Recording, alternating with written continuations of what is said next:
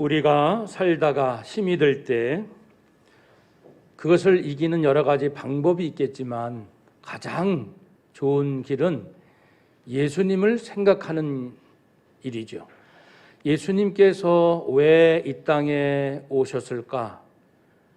지식적으로 물론 우리가 대부분 알고 있습니다만은 또 생각하는 거예요. 또 질문하고 묵상하고. 예수님께서 이 땅에 오신 목적을 내가 분명히 알면 알수록 우리는 주님의 마음을 가지고 살 수 있기 때문에 그렇습니다. 예수님은 우리에게 심령의 천국을 얻도록 하셨다고 말씀드렸습니다. 심령의 천국, 이 세상의 것은 정말 아닙니다. 이 세상 그 누구로부터 무엇으로부터 얻을 수 있는 것은 정말 아닙니다. 오직 하나님, 예수님, 성령님만이 줄 수 있는 그 통틀어 천국이라고 표현할 그것, 심령 천국을 주기 위하여 오셨고요. 그것을 얻으려면 자유하라 했습니다. 그릇된 진리, 이기적 진리, 잘못되고 왜곡되고 취사 선택하는 진리에서 다 떠나 율법을 완전케 하기 위하여 오신 예수님, 진리 자체신 예수님의 진리를 들으라 했습니다.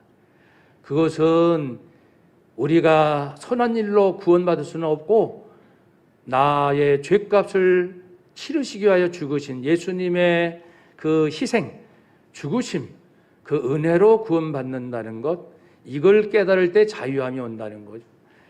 또 하나는 사람의 눈에 보이는 그러한 모습에 마음 뺏기지 말고 하나님이 보고 계시는 내 속마음을 사랑으로 채우라 라는 진리입니다. 정말 단순하고 간단한 것인데 이거는 우리가 죽을 때까지 이 속마음을 그리스도의 사랑으로 채운다는 것 평생 해야 할 일이거든요.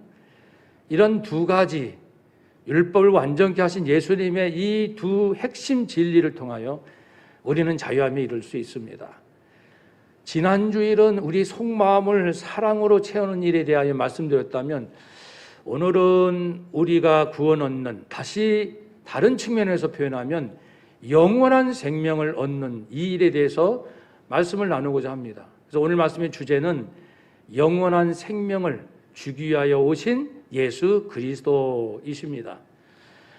예수님은 항상 목적을 가지고 일을 하시고 사람을 만나십니다.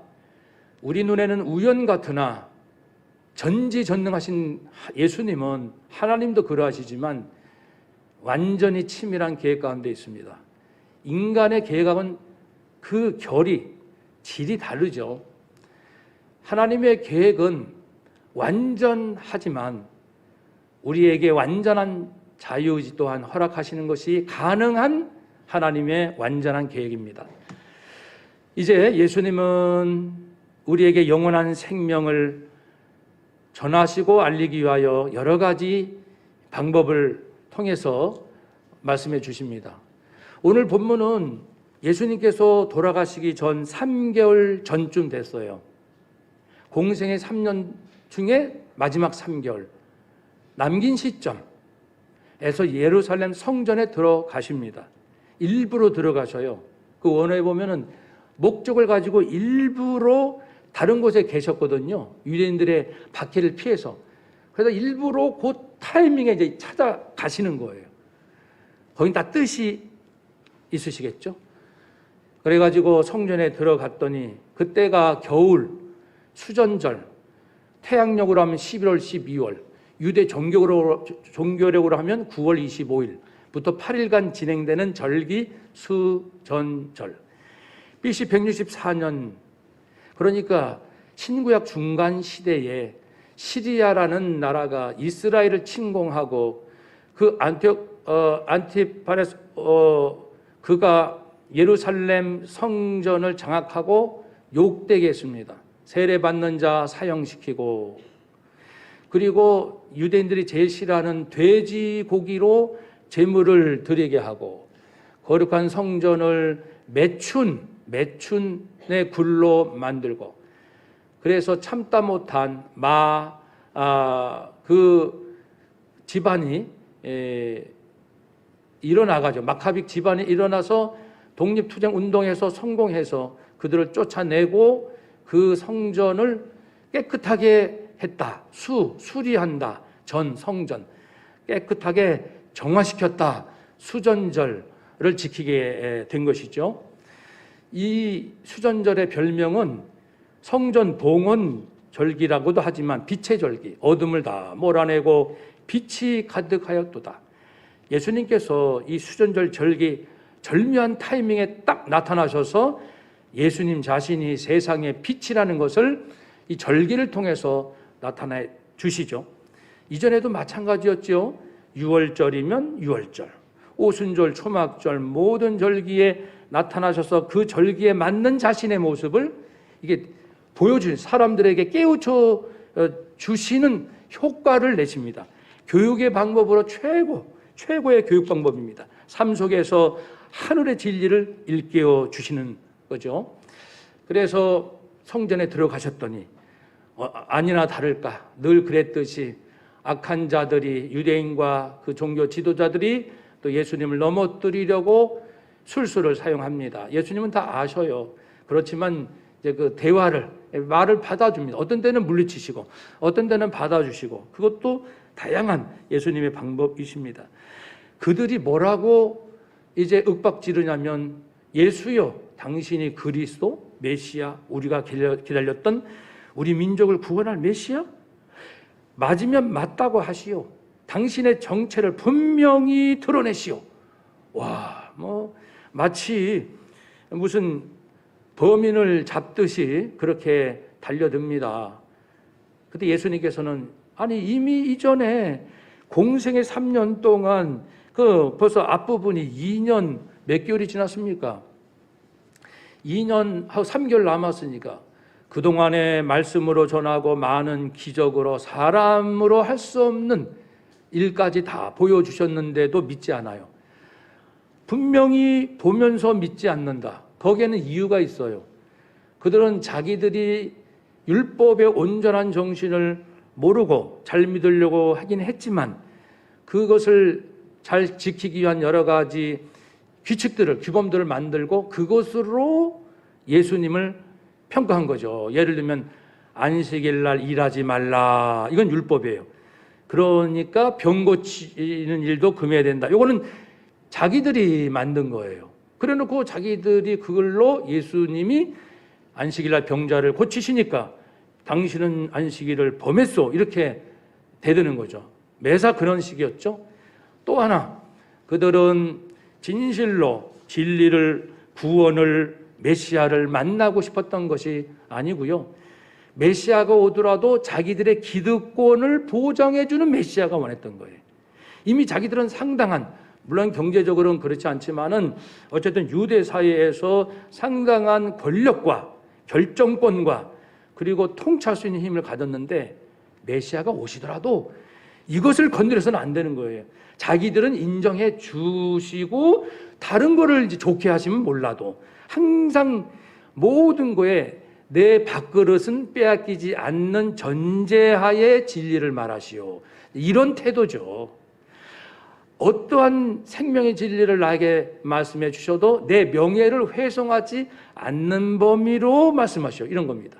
내 재물을 손해를 끼치지 않을 범위 내에서, 내게 불이익을 주시는 일이 없는 범위 내에서 진리를 말하시오. 이게 무슨 진리가 그렇습니까?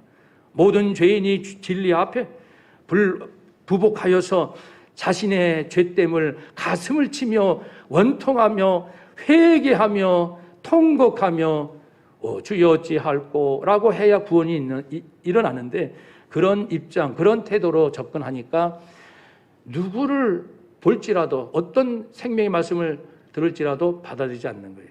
너무나도 안타깝습니다. 우리도 그걸 정말 조심해야 돼요. 누가 나에게 무슨 얘기를 해도 좋은데 내 이익, 내가 지금 가지고 있는 명예, 나의 기득권은 건드리지 말고 말하시오. 이런 식으로 하면은 나는 전혀 성당이 없는 거예요. 나의 탐욕의 늪에 점점 깊이 빠지는 거죠. 자기의 잘못된 자아가 깨질 틈이 없습니다.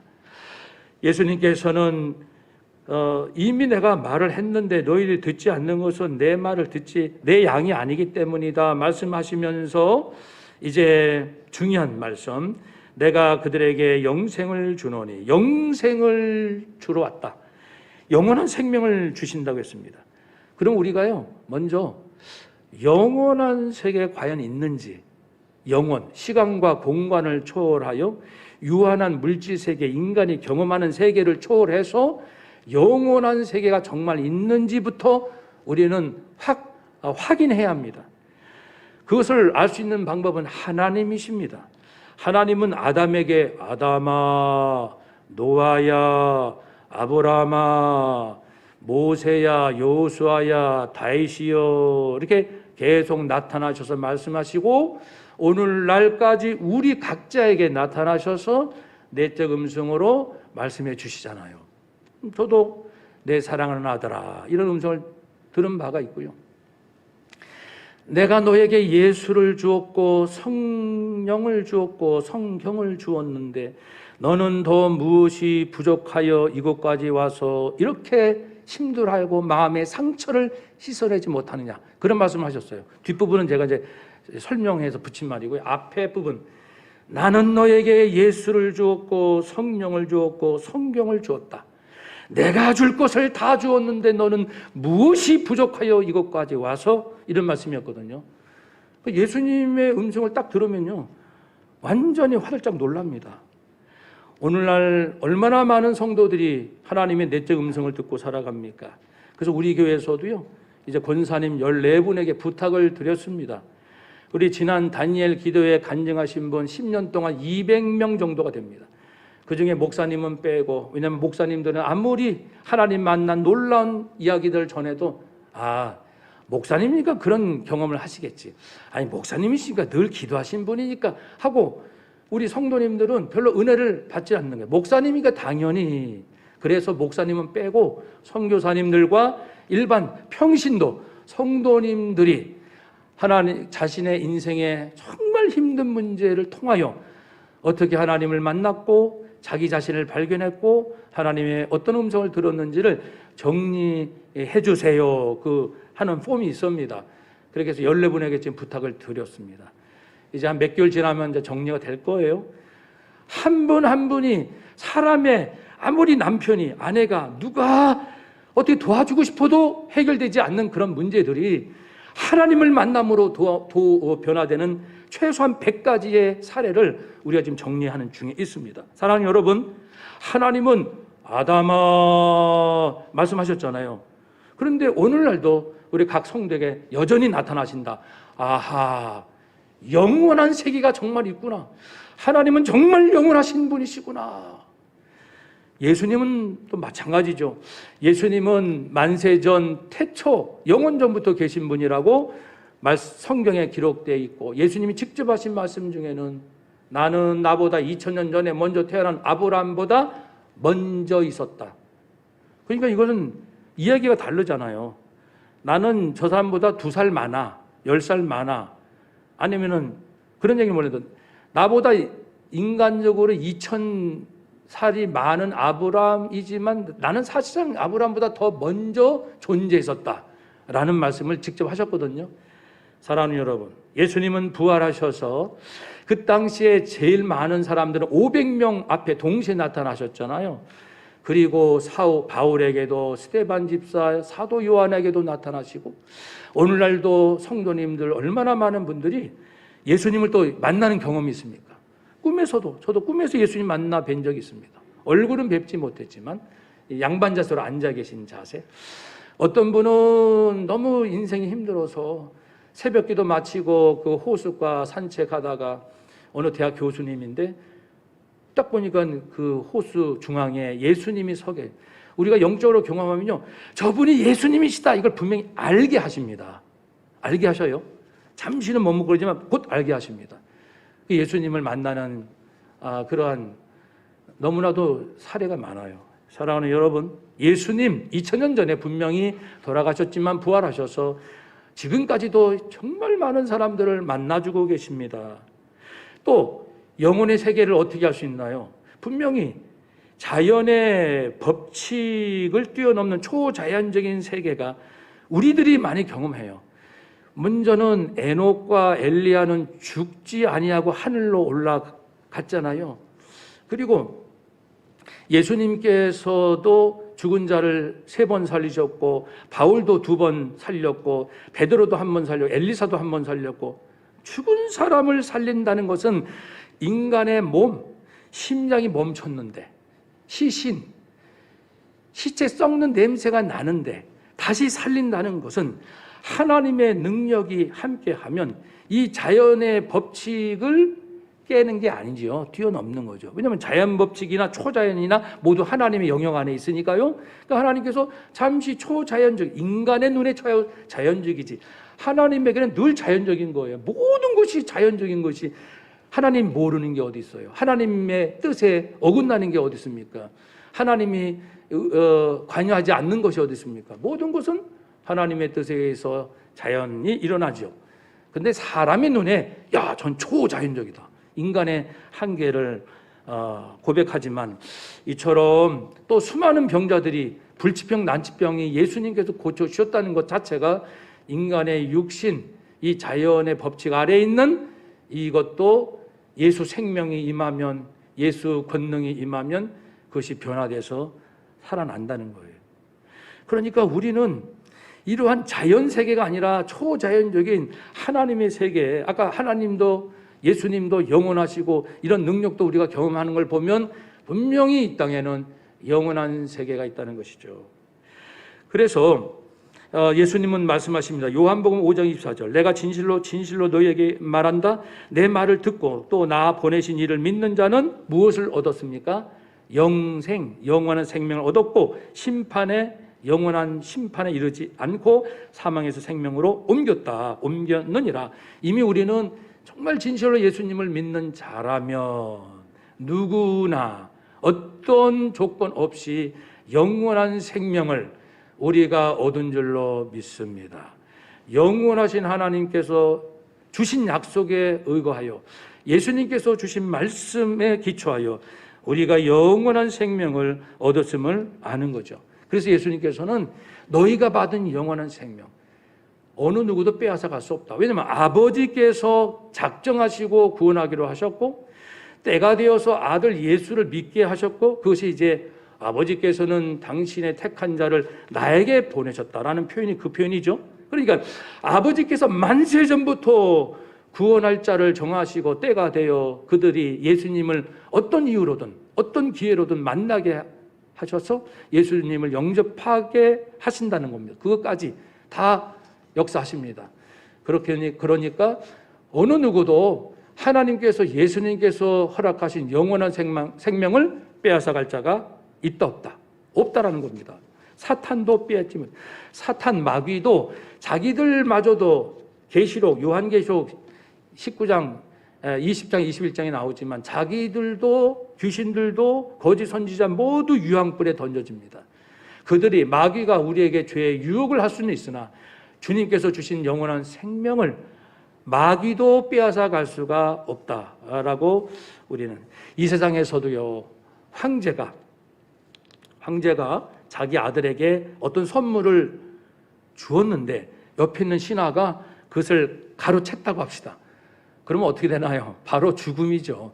감히 황제께서 자기 아들에게 준 선물을 신하가 그것을 가로채? 이건 죽음 아닙니까? 그러니까 황제의 권세도 세상에서 이러하거든. 어찌 어느 우주 만물을 지으시고 전지전능 하나님께서 예수 믿는 자에게 영원한 생명을 주신 그것을 누가 감히 빼앗아갈 수 있다는 말입니까? 없어요. 그런데 이 영원한 생명은 당신이 한 신앙생활 3년쯤 하면 얻을 수 있습니다. 그런 건 아니죠. 흔히 다른 데서 돌을 닦는다, 득도한다. 당신이 한 30년쯤 계룡산에서 금식을 하고 뭘 하며 금욕생활을 하면서 그쯤 하면은 영원한 생명을 얻을 것이다. 그게 아니죠.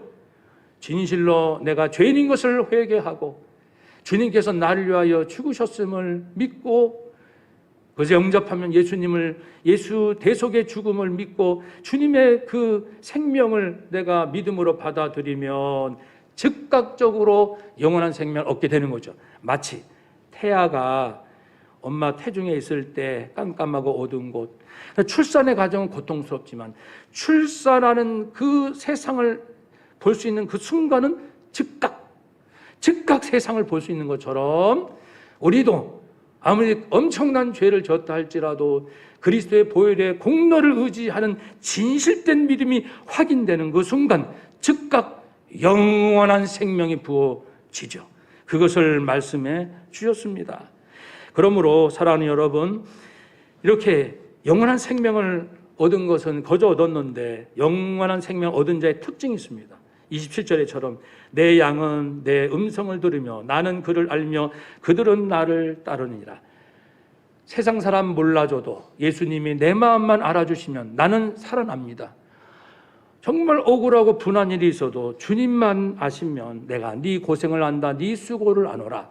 계시록에 나오는 것처럼 한 말씀만 딱 들으면요, 이 세상에서 받은 모든 상처는 진짜 거짓말같이 쫙 사라집니다. 물론 그 흔적이 남아서 그것을 조금 이겨나가는 데 시간이 필요합니다만 근본적으로 심령은 새로지거든요. 사랑하는 여러분, 그래서 우리가 주님이 나를 알고 내가 주님 말씀대로 살고 싶고 주님을 기쁘게 해드리고 싶고 어떻게 하면 난 주님하고 친하게 지내고 싶어, 그런 애절한 마음을 갖는, 이것이 영원한 생명을 얻은 사람의 특징입니다. 그런데 만약에요, 내가 세상 살면서 난 주님도 별로 그리워하지도 않고 주님의 진리를 정말 알고 싶은 마음도 별로 없고, 그리고 늘 마음이 붕 떠가지고, 아까 우리 장로님도 기도했지만 흔히 우리가 누가 나를 어떻게 보냐, 내 권력, 내 물질, 내 명예, 내 지식, 나를 어느 정도로 평가해 주는가, 항상 거기에 내 마음이 붕붕 떠가지고 있다면 내가 영원한 생명을 정말 받은 자인지 진지하게, 매우 심각하게 내 자신을 살펴야 합니다. 영원히 산다는 것, 여러분 참 실감이 안 나는 거예요. 그래서 우리가 세상에서도 사람이요, 하나의 그 명언, 하나의 깨달음 얻기 위해서 뭐 글로 쓰세요, 명상하세요, 여러 가지 방법들이 제시되잖아요.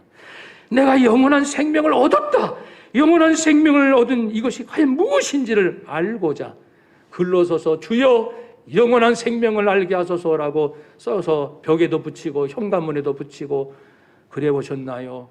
아니면 금식을 하루라도 해보셨나요? 영원한 생명이 결정적으로 주님이 오신 목적인데 나는 그것을 알기 위하여 얼마나 몸부림쳤던가 살펴야겠습니다. 영원한 생명을 얻은 자는요, 그 어떤 삶을 살게 되냐면 무엇보다도 하나님께서 나 같은 자에게 영원한 삶을 주실 만큼 나를 사랑하신다는 그 사실 때문에 내 안에 자족이 옵니다. 보세요, 그 100명의 그 간증을 분석하면 결론은 이미 뻔해요. 세상 누구로부터도, 남편이나 자식이나 애들로부터 내가 받지 못한 이 사랑, 치유되지 않는 내 아픔을 주님이 나를 고쳐주었어요. 주님이 내 마음을 어루만져 주셨어요. 딱 그렇게 고백한다고요. 실제로 그런 역사가 일어나니까요. 영원한 생명을 얻은 자는 그 하나님의 그 사랑과 나에게 영생까지 주신 그 은혜에 자족합니다. 됐어요. 당신이 나한테 잘해주면 고맙죠. 근데 못해줘도 괜찮아요.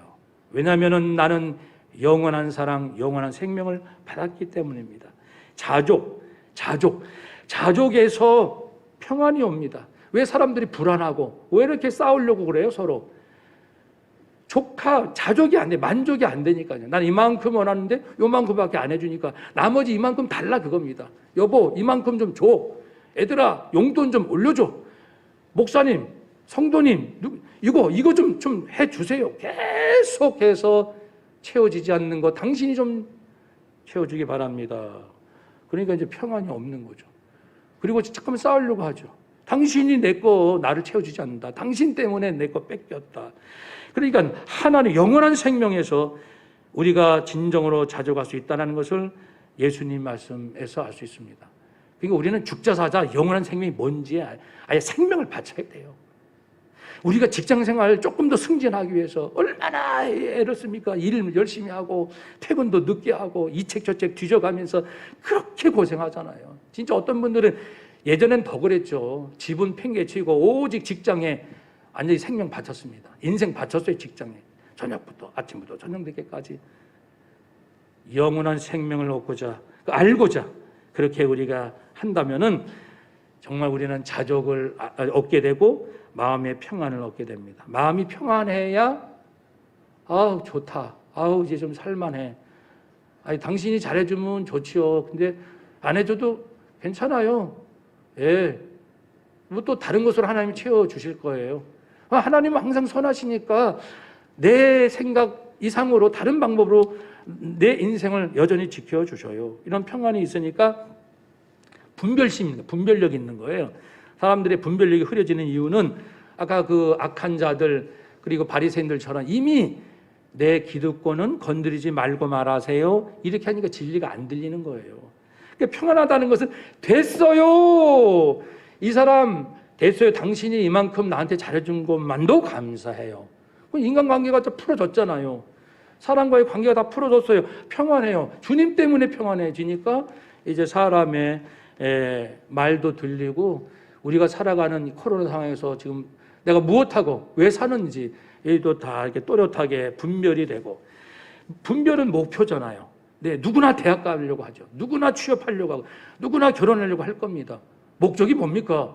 결혼 안 하면 안 돼요. 취업 안 하면 안 되고 대학 안 가면 안 되고 자식 안 낳으면 안 되고 남자로 태우면 어떻고 여자로 태우면 어떻고 목적이 뭐예요? 당신 뭘 괴로워합니까? 했을 때 그 목적 그 분별심에서 오는 거거든요. 모든 탐심과 내 마음을 흐리게 하는 것들 다 내려놔야지. 그냥 내려지나요? 아까 만족이 돼야 내려놓는다니까요. 만족은 하나님만이 주신다니까요. 예수 영원한 생명에서 만족이 되고 마음이 평안해지니까 이제는 분별력이 생기고 갈 방향을 이제 알게 되고 그리고서 성실하게 사는 거예요. 그러니까 분별하며 성실이죠. 방향을 알고 성실이지 무조건 성실이겠습니까? 사랑하는 여러분, 그래서요 우리가 영원한 생명 이미 얻었지만 날마다 묵상하는 것이 우리 인생을 지키는 지름길입니다. 지지난주 청년들 현실적인 탄식을 우리가 잠깐 나눴습니다만은 이건 우리 모두에게도 그럴 거예요. 착해서는 성공하기 힘듭니다. 그럼 어떻게 하라고요? 악해서 성공하자고요? 분명히 하나님은 악인의 형통을 부러워하지 말라. 당신은 악하게 하시라고요. 그래서 부자 되세요. 큰 부자 되세요. 나는 부하고 가난하고는 하나님께 맡기고 선하게 살 겁니다. 아까 우리 찬양처럼 선한 능력으로 난 내 길이 다 정해져 있습니다. 분별이 되니까요. 나는 어리석게 살지 않을 겁니다. 부모의 도움 없이는 성공 못해요.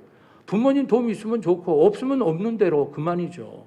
우리 어려울 때 살던 모든 분들 결혼할 때 무슨 돈을 가지고 결혼했습니까? 정말 없는 형편에서 결혼하고 자식 낳고 기르고 여기까지 오고 사랑하는 여러분, 그러니까 우리가 물론 있으면 좋죠. 없다고 해서 내 인생을 망가뜨리지 말라는 것이죠. 영원한 생명을 얻은 청년 여러분, 계층 이동 사다리 끊어졌다고 한탄하지 마세요. 그 계층은 사람이 만들었지 언제 하나님이 만드셨나요? 너는 A급이야. 너는 B급 인생. 너는 D급이야. 언제 하나님께서 그렇게 말씀하시던가요? 인간 더럽고 추한 인간들이 지지고 볶아서 만들어놓은 그 속에 진흙탕 속에 내가 들어가서 여기서 성공할 거예요. 여기서 평안할 거예요. 나는 왜 행복하지 않아요? 나는 우울해요. 다 털어버려야 됩니다. 영원한 생명, 하늘에서 오신 계시와 하나님이 주신 영원한 생명을 얻는 청년 여러분, 계층 그건 세상 사람들이나 얘기하라 하고 우리는 우리대로 살아가면 됩니다. 이 세상에서는 돈 많은 게 최고입니다.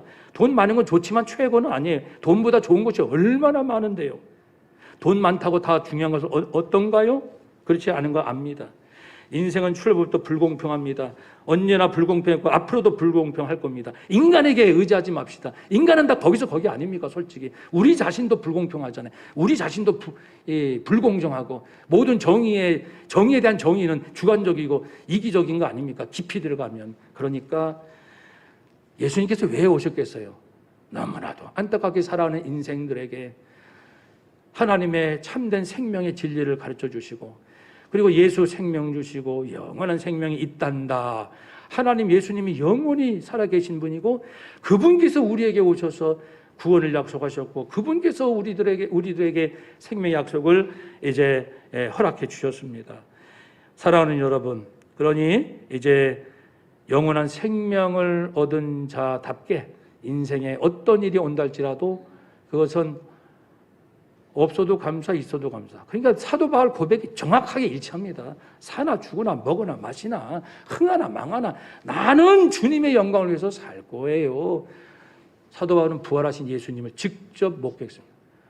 저도 그런 기도 드리고 싶은 마음이 이제 꿀떡 같아요. 하나님, 우리 당산동교회 성도님들 부활하신 예수님을 만나게 해주세요. 근데 안 보고 믿는 자가 더 크잖아요. 근데 마음이 안타까우니까 그런 기도를 하게 되죠. 제발 좀 부활하신 예수님 만나면은 100%까지는 아니라도 근본적으로 변화되는 거 수도 없이 많이 봤거든요.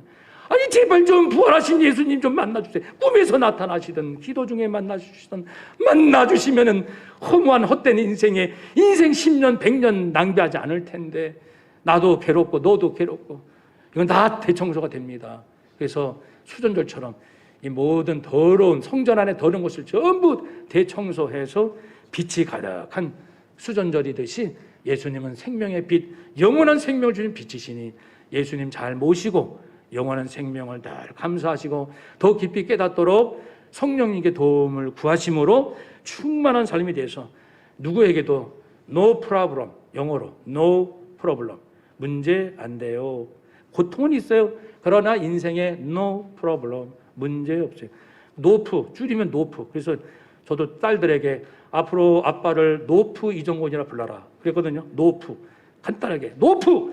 우리 성도도 노프. 고통이 없다는 게 아니고 그건 문제가 안 된다고요. 해결되든지 감내하든지 언제나 선한 일이 일어날 줄로 믿습니다. 승리하시기를 주의 이름으로 축복합니다. 아멘. 기도하겠습니다.